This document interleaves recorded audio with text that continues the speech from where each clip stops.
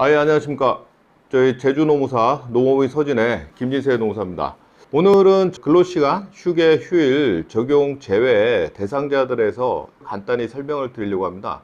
제주도 같은 경우에는 농업이나 수산업이나 축산업을 하시는 분들이 있기 때문에 그에 대해서 근로시간, 휴게, 휴일 적용 제외되는 부분들이 어떤 부분들이 있고 적용을 해야 되는 부분이 어떤 것들이 있는지에 대해서 설명드리겠습니다. 기후, 기상 등 자연 조건에 크게 영향을 받는 직종에 종사하는 근로자들은 근로시간, 휴게, 휴일이 적용이 제외됩니다.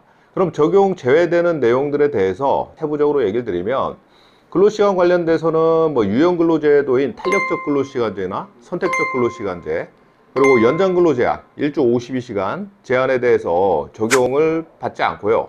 추가적으로 연장 근무나 휴일 근무에 따른 그 가산수당 적용도 받지 않습니다. 주휴일, 법정 휴일에 대해서도 별도의 적용을 안 받기 때문에 농림이나 축산, 업에 종사하는 종사자들에 대해서는 별도의 주휴수당을 부여하지 않아도 되고, 빨간 날 근무를 시켰다고 해가지고 그날에 휴일 근무로 판단해서 휴일 근무 수당을 추가로 지급하거나 이런 부분들은 실질적으로 적용이 되지 않습니다. 그 대신 실질 근무에 따른 거는 당연히 임금으로 지급을 해야겠죠. 그 다음에 적용이 되는 내용에 대해서 좀 설명을 드리면, 농림, 축산, 수산업에 종사하는 근로자라 하더라도 적용되는 것들은 5월 1일 근로자의 날은 당연히 법정 휴일로 적용이 됩니다. 그 대신 만약에 5월 1일 날 쉴 수 있음에도 근무를 하면 가산 적용 없이 일배 휴일 근무에 따른 임금을 지급해야 되고, 여성 근로자가 월 1회 청구할 수 있는 무급 생리휴가, 그리고 출산 전 휴가, 산전 산후 90일, 그 외에 사업주가 근로계약서나 아니면 취업규칙에 명시되어 있는 약정 휴일이나 약정 휴가가 있다고 한다면 그런 부분들은 적용됩니다. 또한 근로기준법에 따른 연차 유급휴가도 부여가 가능하고요.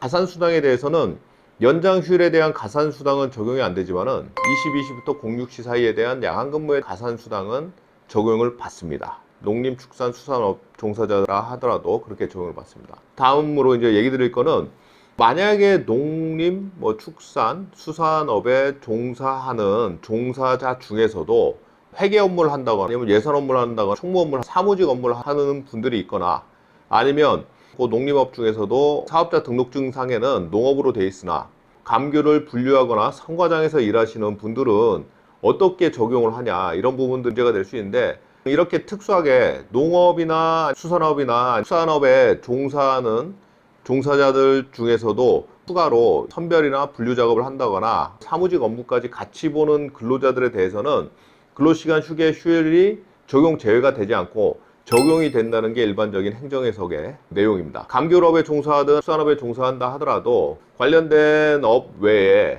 실질적인 순수한 농업이나 축산업 외에 추가적인 다른 업무를 했을 경우에는 근로시간, 휴게, 휴일이 적용되니까 이 부분은 당연히 주의를 좀 해주셔야 될 것 같고요. 제주도 같은 경우에는 조금 문제되는 부분들은 성과장들이 실질적인 사례들은 있습니다. 거기서 분류 작업을 하고 포장업을 하는 사람들은 당연히 근로시간, 휴게, 휴일이 적용되니까 연장이나 휴일 근무 시에도 1.5 가산이 붙을 거고, 나머지 관련된 연장 근로 제한도 당연히 적용받는 것을 다시 한번 얘기를 드리는 부분입니다.